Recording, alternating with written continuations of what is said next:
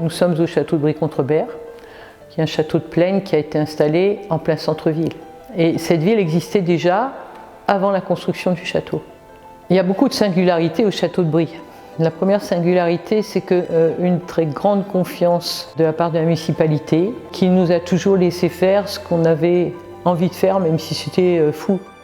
Il y a la valorisation de la ville dans son ensemble. On a un hôtel-dieu qui a été restauré, où il y a des expositions permanentes. On a une église qui a été restaurée de façon magnifique et qui continue à l'être.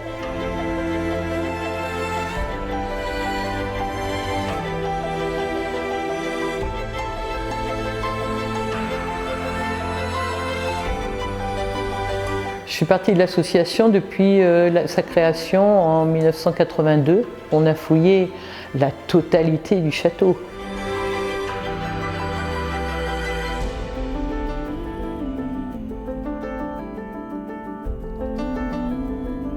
Maintenant, on comprend bien comment était organisé le château au XIIe siècle, sa transformation au XIVe, sa nouvelle transformation au XVIe, et puis tout ce qui s'est passé après, jusqu'au XXe siècle. Et notre objectif, c'est de continuer à faire vivre le château, à la faire vivre et revivre.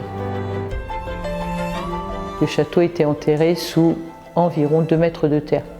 On avait un jardin public et maintenant on a un château.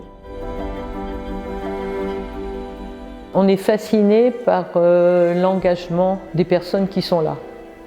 Parce que quand on a des nouveaux bénévoles qui arrivent, le fait de les voir s'investir dans un projet personnel, ça c'est quand même assez fascinant.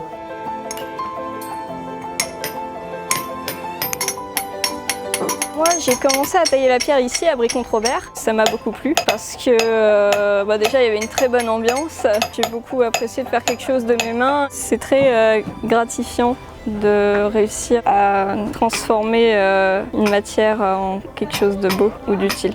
Ça fait plaisir de faire quelque chose qui va perdurer dans le temps.